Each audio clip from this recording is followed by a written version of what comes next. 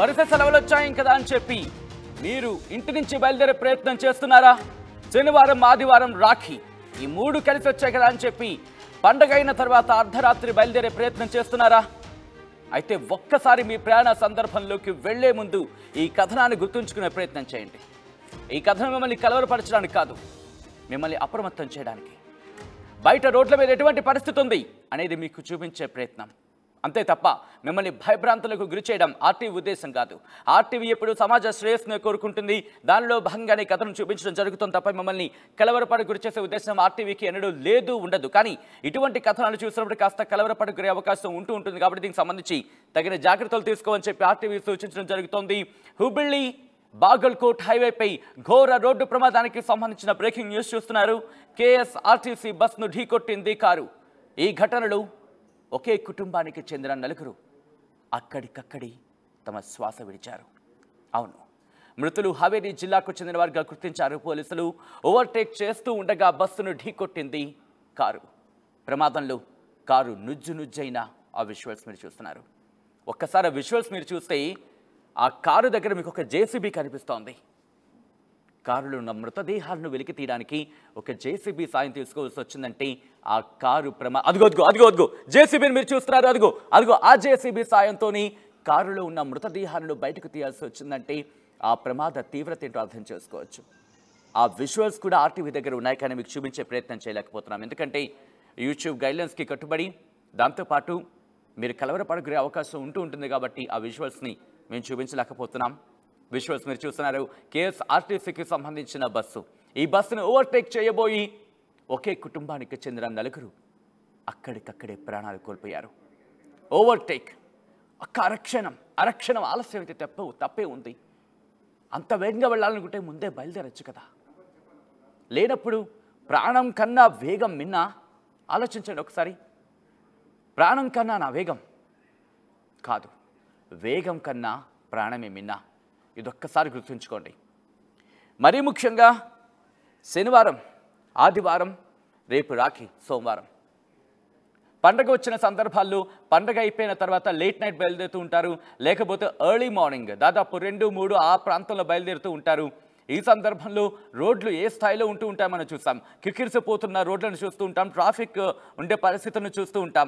ఇటువంటి నేపథ్యంలో ట్రాఫిక్ని తప్పించుకోవడానికో లేకపోతే వేగంగా వెళ్ళాలన్న ఆతృతో లేకపోతే లేటుగా బయలుదేరే సందర్భాల్లోనూ ఓవర్టేక్ చేసే ప్రయత్నం చేస్తూ ఉంటారు, నిద్రలోకి జారిపోయే ప్రయత్నాలు చేస్తూ ఉంటారు. ఇన్ఫ్యాక్ట్ అటువంటి సందర్భంలోనే ఇటువంటి ప్రమాదాలు జరిగి అవకాశం రెండూ ఉంటాయి. కాబట్టి అప్రమత్తం చాలా అవసరం. ఒక్కసారి చూడండి, ఒక్క నిర్లక్ష్యం, ఒక చిన్నపాటి నిర్లక్ష్యం, ఓవర్టేక్ చేసే ప్రయత్నం, ఏం కాదులే చేసేస్తాలే, ఎన్నిసార్లు చేస్తుంటాం ఇలా అనుకుంటూ ఉంటాం. ఒక్కసారి గుర్తుపెట్టుకోండి, మీరు ఎన్నిసార్లు చేసినా ఆ క్షణం మీద అయ్యుండొచ్చు, కానీ ఆ మరుసటి క్షణం మీది కాకపోవచ్చు. ఒక చిన్న నిర్లక్ష్యం మీ నుంచి అవ్వచ్చు, లేకపోతే మీ మీద మీకు నమ్మకం ఉన్నా అవతల వారిని మీరు ఓవర్టేక్ చేసే ప్రయత్నంలో వాళ్ళు భయపడో లేకపోతే ఏ సందర్భంలోనూ కాస్త ఒక ఝలక్ లాంటిది ఇస్తే మీ పరిస్థితి ఏంటి? ముఖ్యంగా కుటుంబ సమేతంగా పండగల ఎందుకంటే రేపు రాఖీ, ఇంటి కుటుంబ సమేతంగా వెళుతూ ఉంటారు, బైకుల మీద వెళ్ళే వాళ్ళు ఉంటూ ఉంటారు.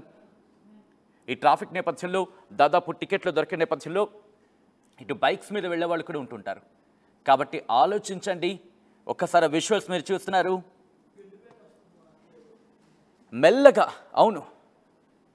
మెల్లగా వచ్చే ప్రయత్నం చేయండి.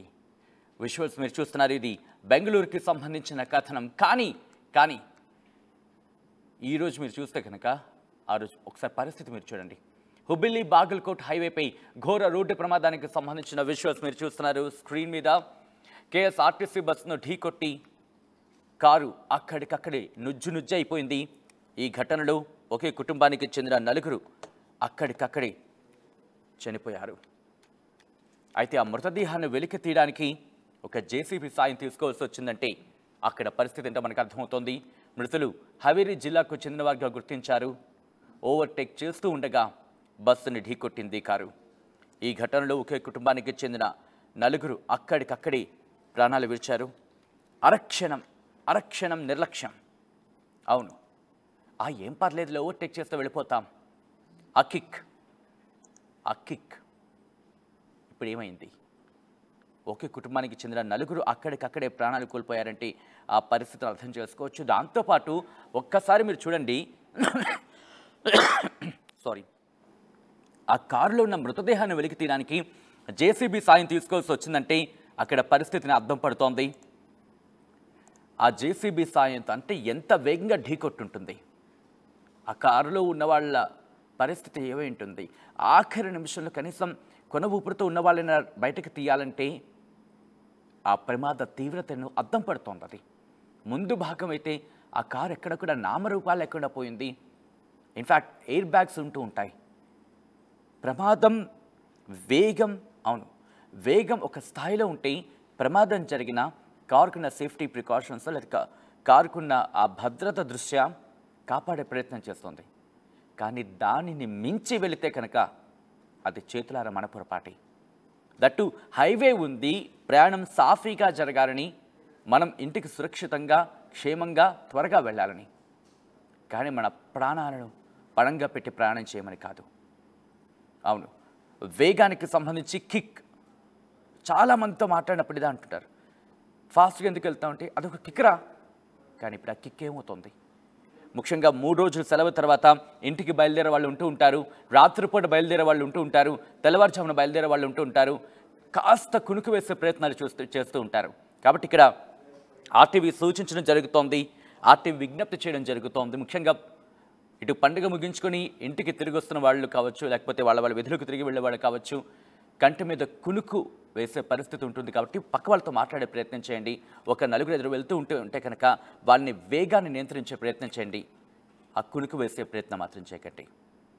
ఒక్కసారి ఈ ఘటన ప్రయాణం చేసేటప్పుడు ఎంత జాగ్రత్త అవసరమో తెలియజేస్తుంది.